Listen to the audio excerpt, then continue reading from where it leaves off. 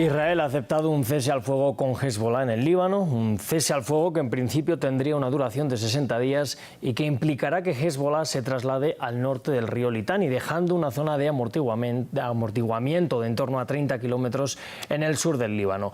Allí seguirán las fuerzas de paz de la ONU e Israel se retiraría también a su propio territorio. Habrá un comité internacional que supervise la implementación de este acuerdo y en una locución a los israelíes, Netanyahu ha afirmado que la tregua se podrá romper si ven que Hezbollah se rearma o intenta planear un ataque contra ellos. Vamos a escuchar al premier israelí antes de dar paso al debate. ¿Por qué una tregua? ¿Por qué ahora? Hay tres razones principales. La primera es que tenemos que enfocarnos en la amenaza iraní. No voy a decir más al respecto. La segunda razón, simplemente tenemos que permitirle a las tropas descansar. Tenemos que permitir esto porque ha habido mucho retraso. En el tema de las municiones, hemos tenido que adquirir más municiones y más armas con el fin de proteger mejor la vida de los soldados y tener la fuerza de continuar esta guerra. La tercera razón para la tregua es que Hamás está aislada. Por 30 días, Hamás, junto con Hezbollah, ha estado en contacto. Hamás ha quedado solo en esta batalla. Nuestra presión incrementará y eso nos permitirá liberar a nuestros rehenes. Y hay una completa libertad militar en el Líbano. Sí, Hezbollah quiere armarse y tratar de atacarnos de nuevo. Si quieren reconstruir esta infraestructura terrorista en la frontera, si construyen túneles, vamos a atacarlos. Entiendo lo que ustedes están diciendo. Si empezamos una tregua, no podemos empezarla de nuevo después de un ataque. Eso es lo que hemos dicho. Bueno, pues para este debate de hoy nos acompañan el analista internacional Mauro Embe desde Argentina y desde Colombia también Margarita Cadavid. Ella es profesora e internacionalista en la Universidad del Rosario en Bogotá. Bienvenidos a los dos. Recuerdo también a nuestro público que estamos en redes como @France24-ES con el hashtag #eldebatef24. Nos pueden escuchar también en todas las plataformas, Apple Podcasts, Spotify, Deezer y TuneIn. Así que ahora me gustaría empezar por Mario Embe. Mario, hemos escuchado las razones de Benjamin Netanyahu para este acuerdo. Le quiero preguntar por qué llega ahora y por qué hemos visto que sí se puede llegar a un acuerdo con Hezbollah en el Líbano y no se está llegando a un acuerdo en la Franja de Gaza. ¿Qué tal? ¿Cómo están? Bueno, el acuerdo que entraría en vigor a partir de las 4 de la mañana hora local entre Israel y el grupo terrorista Hezbollah, por supuesto también involucrado el gobierno del Líbano dirigido por el primer ministro Najib Mikati, lo que busca es poner al menos una pausa a una operación que el gobierno de Israel ya había anunciado en su momento cuando inició. Era puntual sobre el sur del Líbano particularmente para la eliminación de la infraestructura militar del grupo terrorista Hezbollah, que desde el 7 de octubre de 2023 se sumó al ataque del grupo terrorista Hamás desde la Franja de Gaza hacia el territorio israelí, que dejó, más de 1.200 muertos, con los 253 secuestrados, de los cuales 101 todavía están en la Franja de Gaza. El objetivo justamente de la operación en el Líbano no solo era reducir la amenaza de Hezbollah, sino que también puedan volver a sus hogares miles de familias desplazadas que no han podido hacerlo desde el inicio de la guerra el año pasado. En este caso, en términos estratégicos, Israel lo que está buscando es que Hezbollah se retire al norte del río Litani, que desarme toda su infraestructura militar que ha construido durante los años en el sur y, por supuesto, también tratar de neutralizar al brazo armado de Hezbollah, de la República Islámica de Irán, apenas en la frontera del Estado de Israel, que, como bien dijo el primer ministro, es una de las prioridades hasta ahora, concentrarse tanto en la amenaza iraní como también aislar a Hamás de cara a lo que podría llegar a ser en algún momento, aunque por ahora no, porque las negociaciones están estancadas, como bien han dicho, respecto al conflicto en la Franja de Gaza. Quería preguntarle por un punto muy concreto del que ha hablado también Benjamin Netanyahu, es ese dar descanso a las tropas. Se calcula que han muerto, si me confundo, me corrige, en torno a 40 soldados israelíes en esta ofensiva en el Líbano. ¿Es esta guerra menos popular dentro de Israel que lo que se está dando en Gaza y por eso necesita también dar un respiro al ejército? A ver, si vamos a hablar de las bajas totales, suman varios cientos desde el inicio de la guerra el 7 de octubre del año 2023, tanto en la Franja de Gaza como en el Líbano.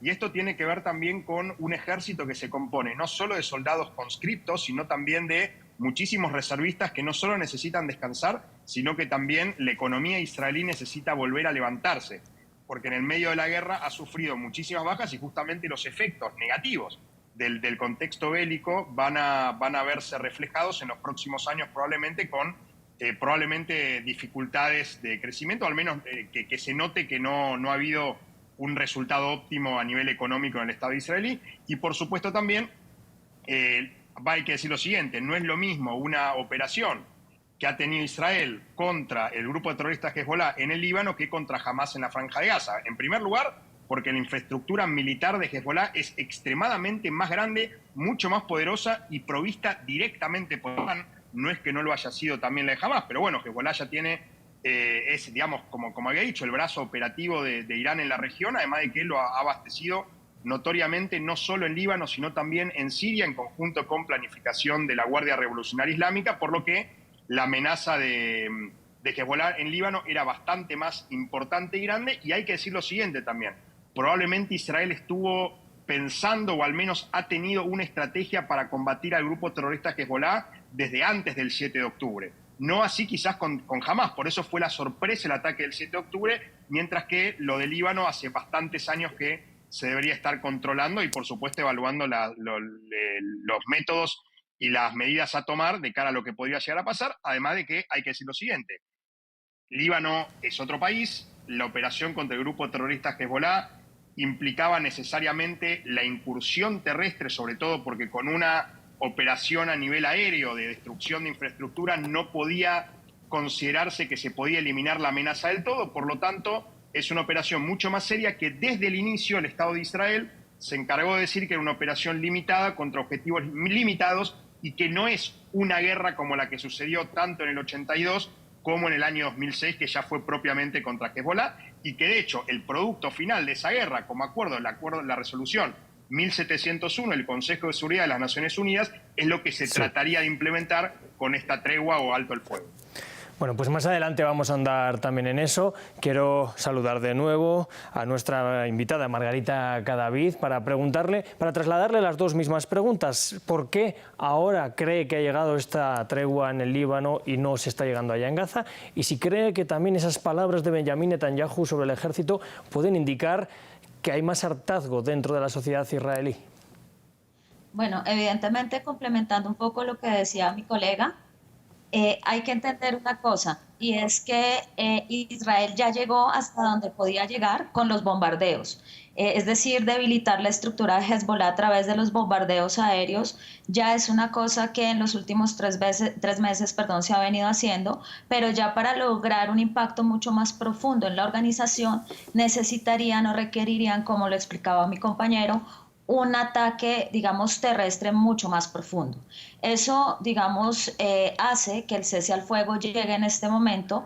Y hay que tener en cuenta otra cosa también importante en el escenario internacional, y es que este cese al fuego llega a, digamos, son los 60 días en los que probablemente ya vamos a tener todo el, digamos, el andamiaje político de Donald Trump en el poder, y evidentemente esto va a generar un cambio en los apoyos que necesita Israel para además poner, digamos, lo que decía Netanyahu en esos objetivos que están planteando, y es enfocarse en Irán. Entonces, este periodo de 60 días de alto al fuego, digamos, tiene mucho que ver porque los 60 días, como decían, coinciden más o menos con el periodo previo a la toma de posesión del presidente de los Estados Unidos, y ahí van a ver hacia dónde se dirige Irán en este momento. Por otro lado, vamos a tener también una situación en la cual, además de esto, vamos a ver cómo frente al tema de Hamas, no hay unos objetivos tan claros establecidos como los hubo frente a Hezbollah.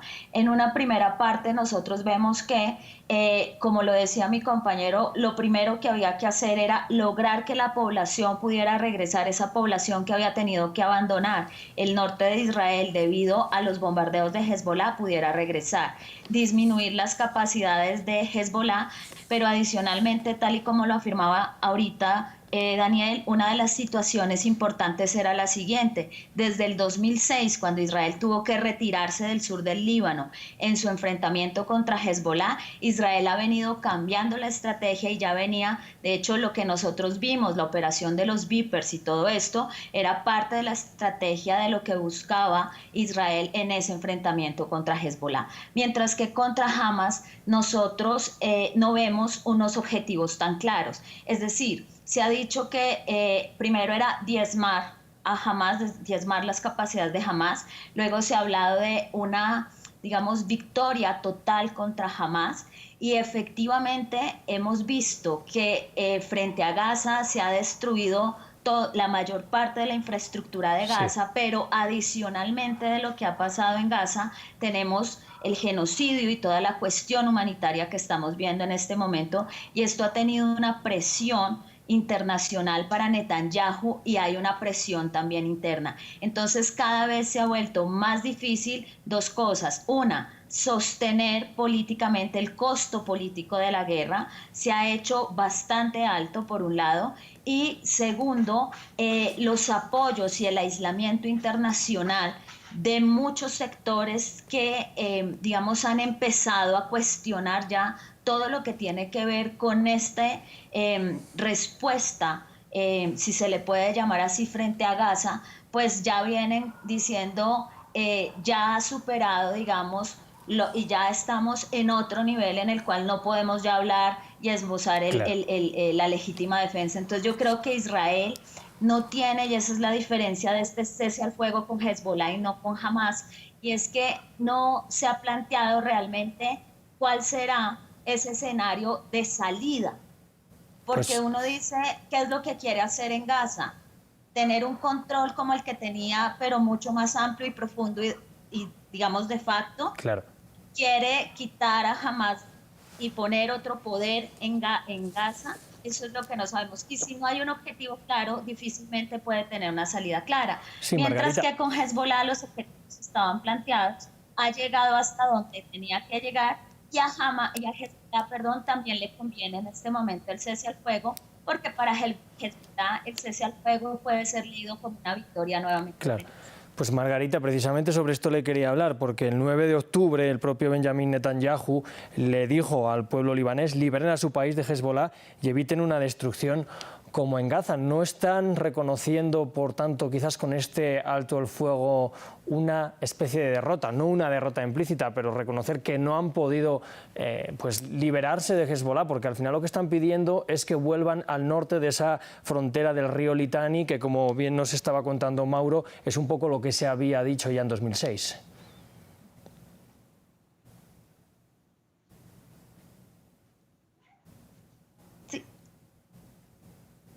Sí, Margarita, le pregunto si por tanto no está reconociendo implícitamente quizás Israel con este acuerdo que no pueden con Hezbollah.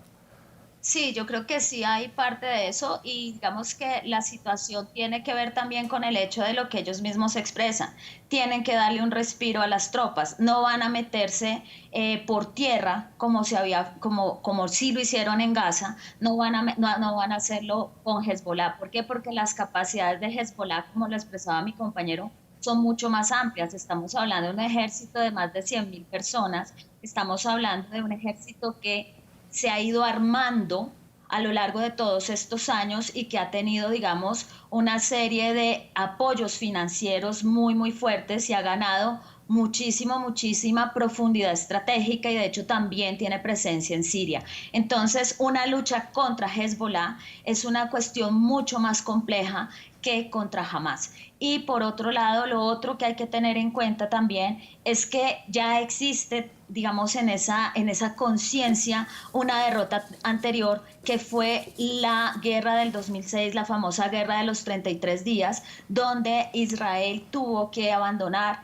el sur del Líbano y perdió definitivamente contra Hezbollah. Claro. Y contrario a lo que se creía, la gente en el Líbano, gran parte de la población del Líbano sí está apoyando a Hezbollah, porque el ataque, no toda por supuesto, pero ese ataque de los Vipers que se produjo, pues sí generó, digamos, muchas, aunque se dice que no, muchas personas resultaron heridas, muchas familias quedaron indignadas por la situación en la que fueron y cómo fueron heridos los miembros de su familia, y en ese orden de ideas hay un sentimiento, digamos, que es un poco más de apoyo al grupo, a este grupo claro. Hezbollah. Y sí. Digamos que lo que habría que agregar es que algunas personas han comparado esto o han dicho esta es una continuación de la resolución 1701 que emitió el Consejo de Seguridad precisamente cuando se produjo esa guerra de los 33 años, de los 33 días, disculpen, y dicen es una continuación porque se hablaba de lo mismo, del repliegue de tropas desde el sur del Líbano. Hay que recordar que no existe una frontera establecida entre el Líbano y Israel, sino una línea que crearon las Naciones Unidas. La denominada línea azul. Sí. Estos acuerdos, exacto, la famosa línea azul. Y es al norte del río Litani y obviamente esa línea azul hacia el sur del Líbano, norte de Israel. Entonces, sí se puede ver como una continuación, digamos, claro. de la implementación de esa resolución. Sin embargo, el escenario hoy es completamente diferente claro. por muchos elementos y mucho más complejo. Bueno, pues le quería trasladar también a Mauro las preguntas. En primer lugar, si no cree que implícitamente estaría reconociendo el gobierno de Benjamín Netanyahu que no está pudiendo con Hezbollah, y también algo que ha planteado Margarita, si cree que ese ataque de los Vipers y algunas de las acciones posiblemente sobre barrios de Beirut han ayudado también a que crezca el apoyo a Hezbollah dentro del Líbano. Bueno, en primer lugar, me parece que el hecho de que Hezbollah haya o pudiese tomar como una cierta victoria el acuerdo de alto el fuego no hace tampoco que Israel no haya podido cumplir sus objetivos. Digo, como dije desde el inicio, el objetivo era destruir la infraestructura de Hezbollah en el sur del Líbano, entendiendo también que, como bien dijo mi colega, una operación total para la destrucción total de Hezbollah era prácticamente imposible por todo lo que implicaba. Y una cosa son bombardeos aéreos y otra muy distinta es una operación que tenga que incluir la cuestión terrestre más allá del río Litani, que ponga también en riesgo la, nula relación en todo caso con el Líbano, porque son estados que no se reconocen mutuamente, que no tienen fronteras definidas justamente porque ha sido producto de las guerras y de los acuerdos internacionales. De hecho, con este acuerdo se piensa que se podría llegar en algún momento a un acuerdo formal por límites que yo creo que por ahora no es viable, pero quizás en algún momento sí. Eso por un lado, digamos que los objetivos de Israel podrían haber sido cumplidos, sobre todo al sur del río Litani, y por el otro lado, quizás también las operaciones que fueron realmente fuera de serie, digamos, la de los Vipers, la de los transmisores, no solo Vipers, sino otros objetos electrónicos que aparentemente habían sido manipulados con anterioridad, que terminaron explotando, sobre todo los que estaban en manos de miembros del grupo terrorista Hezbollah por todo el Líbano y también parece que en Siria, y que lamentablemente también probablemente hubo cierta, tanto heridos como bajas por parte de la población civil que no tenía absolutamente nada que ver, sumado a que el bombardeo israelí sobre infraestructura relacionada con Hezbollah, tanto militar como también financiera, ya sea en Beirut o en otras ciudades del Líbano, podría llegar a ser que la propia población apoya al grupo terrorista Hezbollah. Ahora, Hezbollah es también, si no es el máximo responsable de la crisis política que azota a Líbano desde hace años. No sé si se acuerdan de la explosión que hubo en el puerto de Beirut hace algunos años, sumado al bloqueo político que lleva a que el primer ministro Najib Mikati sea un primer ministro provisorio y que no pueda haber una salida política mismo dentro del Líbano, a lo que se sumó la guerra desde el 7 de octubre que inició el grupo terrorista Hamas. Por lo tanto, yo creo que la población libanesa no es que necesariamente va a apoyar a Hezbollah, sino que está absolutamente harta de todo, ya sea de los bombardeos israelíes como también del grupo terrorista Hezbollah, que no solo es el brazo operativo de Irán, sino que también ha llevado al Líbano nuevamente a otro conflicto bélico sumado a todos los problemas políticos, sociales, económicos y financieros que ya tenía. Digo, creo que ese es el principal problema de la población libanesa, que sí puede ser que alguno apoya a Hezbollah, pero ya no es el Hezbollah del 85, no es el Hezbollah de la primera operación israelí en su momento contra la Organización de Liberación de Palestina. Eso es el actor político más importante del sistema político libanés, el actor que hace que esté completamente bloqueado y también el responsable de lo que está pasando. Digo, hay que ver qué va a pasar en el Líbano después de esto, donde por supuesto no solo va a estar involucrado el gobierno libanés, sino que también probablemente lo esté el gobierno de Francia y el Estados Unidos, ¿no? Como hay que decirlo, justamente los 60 días prácticamente coinciden con el 20 de enero, cuando asuma el próximo presidente nuevamente, además de los Estados Unidos, Donald Trump. Claro. Digo, hay un montón de dudas. Yo creo que los objetivos israelíes parciales fueron cumplidos y que este alto el fuego puede mantenerse en tanto Hezbollah no lo viole. Si es que hay alguna violación de este acuerdo de alto el fuego, Israel ya anunció, podría tomar acción por mano propia y que Estados Unidos también lo podría llegar a avalar. Pues vamos a ahondar también en eso, pero le quería hacer una pregunta porque estamos hablando de esta resolución 1701 que efectivamente decía que, bueno, al sur del río Litani solo podrían estar o tropas del ejército libanés o tropas de los cascos azules. Desde luego que haya bueno, plataformas o milicianos de Hamás, eso es un alto al fuego, es incumplir esa resolución, que haya milicianos de Hamás dentro de esa región, pero también hemos visto cómo durante estos días o estas semanas Israel ha atacado a los cascos azules. Eso, desde luego, ha sido criticado por muchos países de la Unión Europea, ha sido criticado, por supuesto, por Irán, por algunos de los países que apoyan a Hezbollah, pero no llega un momento de repartir culpas, no solamente Hezbollah, no solamente Israel. Aquí se han estado sin cumplir esta resolución 1701 ya durante mucho tiempo. Voy con Mauro y después paso a Margarita. Bien, en el caso de la resolución 1701, que plantea justamente que las fuerzas de seguridad y fuerzas de defensa del Líbano vuelvan al sur del río Litani, llama la atención, digo, porque una resolución del Consejo de Seguridad de Naciones Unidas tiene que hacer o decir que las fuerzas de seguridad y defensa de un país soberano puedan volver a un lugar donde deberían tener soberanía. Digo, ahí justamente esta resolución habla del poder que ha ganado Hezbollah desde su creación y durante los últimos años, y que ha soslayado incluso al ejército libanés y a las fuerzas de seguridad libanesas, que son prácticamente impotentes ante el grupo terrorista Hezbollah. Eso por un lado. Por el otro lado, la posibilidad de que se cumpla finalmente este acuerdo 1701, que bueno, Hezbollah también había violado construyendo infraestructura cuando no podía, también va a llevar a estos momentos de decir, bueno, ¿qué va a pasar? Si Hezbollah se reagrupa, este cese al fuego se puede romper. Si Hezbollah ataca con cohetes y o misiles a territorio israelí, esto se puede romper. ¿Y qué va a pasar con los cascos azules de la ONU? También es una muy buena pregunta. Que al estar también en el campo de batalla podrían haber sufrido daños, efectivamente, no necesariamente a propósito o adrede, sino por estar en el campo de batalla. Y eso podría hacer que la cuestión Israel ha dicho, de hecho, que Hezbollah los utiliza como escudos humanos.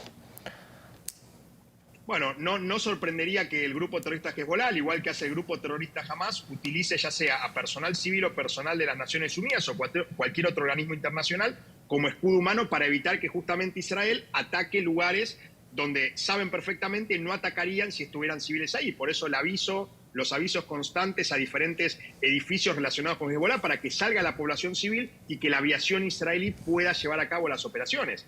Digo, el cuidado de la población civil es algo que al grupo terrorista Hezbollah ni al grupo terrorista Hamás nunca les importó ni les va a importar.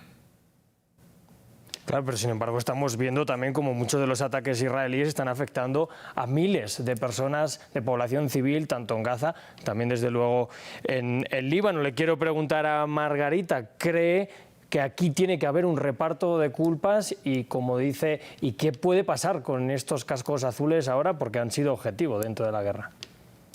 Bueno, evidentemente a eso se tendrá que llegar en ambos casos, tanto en el caso de Gaza como en el caso del Líbano, porque evidentemente ha habido unas violaciones flagrantes al derecho internacional humanitario, a los protocolos, a los convenios de Ginebra y sus protocolos adicionales, donde hablamos y siempre se ha hablado de un principio fundamental que es el principio de distinción.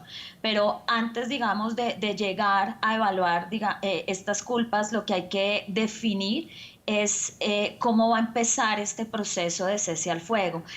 como lo decía mi colega, cualquier proceso de cese al fuego termina, y sobre todo cuando hablamos del Medio Oriente, termina siendo violado por alguna de las partes y las partes se culpan entre sí. Entonces, volviendo un poco al tema de la resolución 1701 para continuar con el tema del derecho internacional humanitario, hay que entender que una de las cuestiones del cese al fuego se centra precisamente en crear unos mecanismos que sean mucho más estrictos para poder aplicar esta resolución en el sur del país, y que el papel del ejército libanés en esta tarea, eso es por lo menos la visión y la petición que tienen los Estados Unidos, sea mucho más fuerte y que se ocupe, por ejemplo, el ejército libanés de las rutas de contrabando, de todo lo que sucede allí en esas fronteras. Lo cierto es que hay que tener en cuenta también otras cosas. Se exige también la retirada de las fuerzas terrestres israelíes que han operado en el sur del Líbano desde octubre. Es que también a veces se nos olvida, siempre se habla de las violaciones de un lado, pero no de las violaciones del otro lado. Ahora, las granjas de Shiva, que es donde están atacando, esas granjas de Shiva pertenecían históricamente al Líbano. Entonces, digamos que esto hay solo una para serie apuntar, Israel de dice que como no forman parte de los altos del Golán, frontera, que esa línea no los resolvió. Y yo pienso que si empezamos a transgredir también, que yo siempre he dicho esto y lo afirmo, digamos, soy bastante enfática, y es que cuando un Estado viola el derecho internacional humanitario, evidentemente no espera más del Estado que del grupo que juega al margen de la legalidad. Entonces, los estados se comprometen de buena voluntad con esta normatividad del derecho internacional humanitario. El derecho internacional humanitario debe ser cumplido por ambas partes en el conflicto. No es que una tenga más o menos responsabilidad, pero como institución y como un Estado legalmente y democráticamente y democrático que se considere Israel, pues no puede estar, por supuesto, agrediendo a los cascos azules, ni hay ninguna excusa, no hay justificación posible para violar el principio de distinción. Es decir, la guerra no puede, hasta en la guerra hay reglas, no pueden ser violadas de manera como lo hemos visto en estos últimos meses, de parte y parte. Entonces, yo pienso que aquí hay que tener, digamos, unas cuestiones muy claras. Lo primero es esto, lo primero es este cese al fuego, que efectivamente ahí estoy de acuerdo con mi colega, llega porque Israel cumplió esos objetivos. Por eso decía, como había unos objetivos claros, es más fácil establecer un cese al fuego en el caso de Hezbollah, que como no tenemos objetivos claros en Gaza, pues no hay como una salida que sea, digamos, viable y que deje satisfecho a Netanyahu con el costo político y a la sociedad israelí con el costo que se ha asumido. Sí. Y por el otro lado, digamos que lo del Líbano era una apuesta mucho más compleja por las capacidades, como hemos reiterado en esta discusión, de Hezbollah. Hezbollah es un grupo que tiene muchas capacidades. Pues solo quería hacer un apunte, no por justificar, simplemente para contarles a nuestros espectadores que son estas granjas de las que hablábamos. Es un territorio al sureste del Líbano, que el Líbano reclama como propio, que está en esa zona también de los Altos del Golán, que Israel reclama como propia después de habérsela, ganado a Siria. Yo quería preguntarle, por lo que nos dice, que el objetivo está claro, y parece que quizás no estaba tan claro, porque dentro del seno del gobierno, Itamar Ben-Gvir, que es uno de los miembros más radicales de ese gobierno, es el ministro de Seguridad Nacional, ha dicho hoy que este acuerdo es un error histórico, que solo pueden confiar en ellos, que Israel solo puede confiar en Israel, y que el principal objetivo, que es retomar a los residentes hacia el norte, residentes que han tenido que huir en el norte de Israel a otras zonas del país, pues eso no se va a conseguir. Así que quizás no está tan claro, quizás hay dos almas dentro de ese gobierno, dos pulsiones dentro de la sociedad israelí. ¿Podría traer esto problemas también? Sí, de hecho, fíjate que a la hora de discutir el cese al fuego digamos, en este Consejo de Seguridad hubo posiciones encontradas, porque efectivamente lo que buscaban inicialmente, como le decía al principio, era que las personas pudieran retornar allí al norte de Israel, que habían tenido que abandonar estos territorios desde el 8 de octubre. Pero digamos que lograr eso con el cese al fuego si se logra establecer esa 1701, si logramos, tenemos 2 observadores, yo creo que va a haber más observadores en este proceso, evidentemente va a estar Francia y va a estar Estados Unidos, y si se logra implementar eso, evidentemente va a poderse dar ese retorno.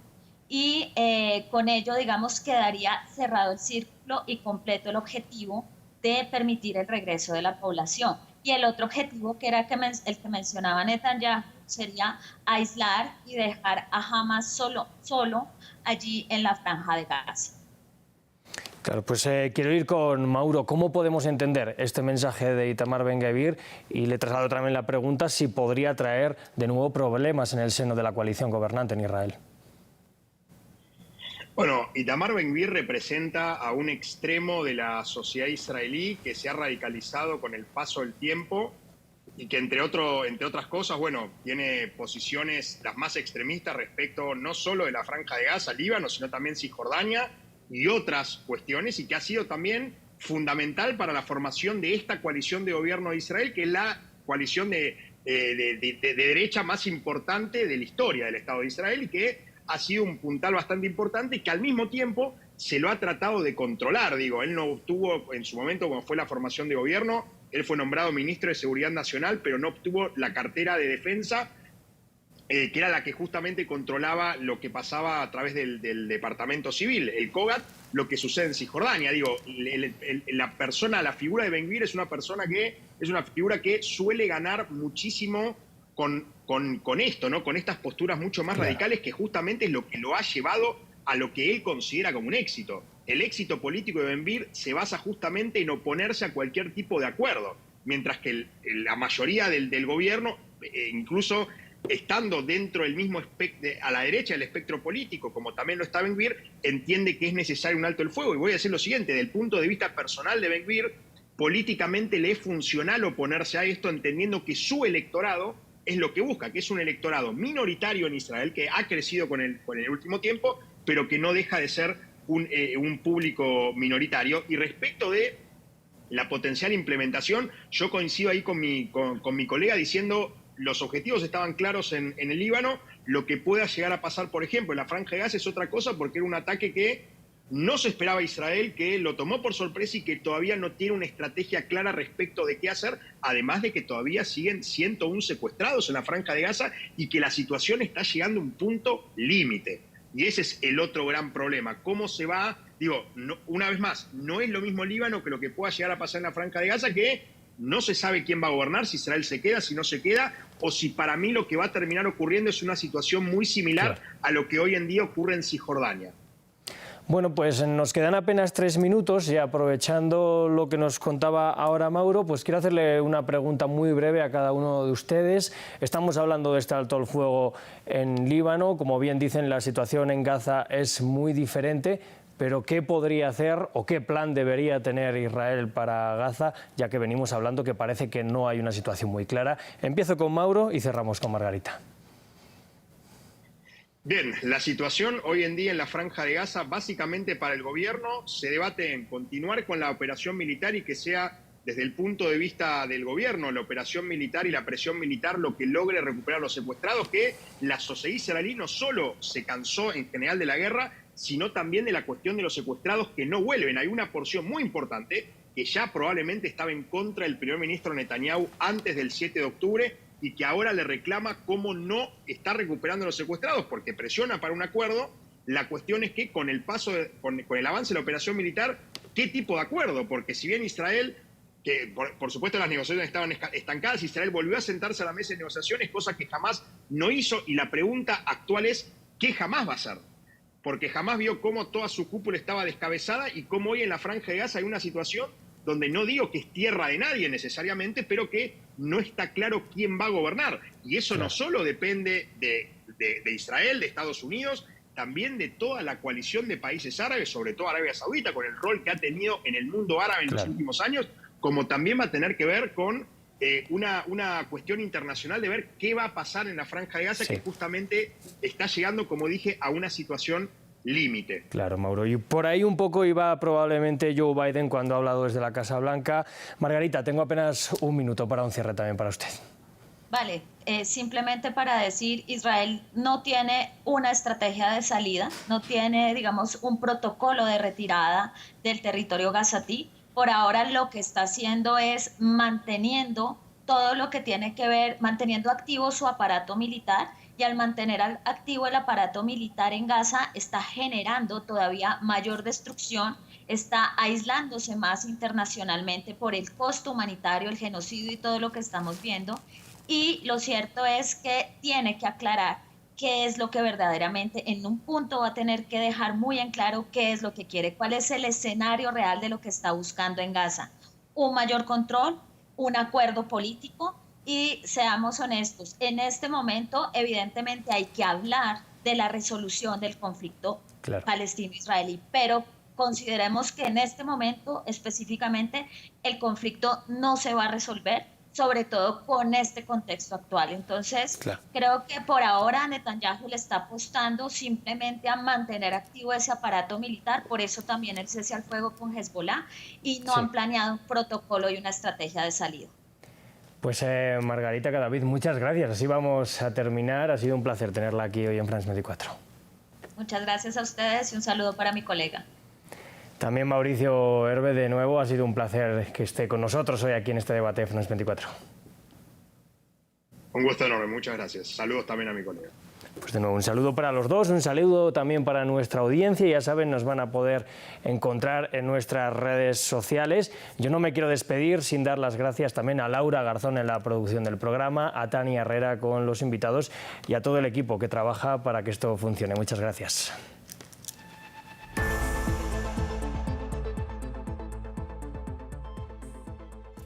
Recorra una región en constante evolución. Sus sensibilidades, luchas y conflictos en contexto.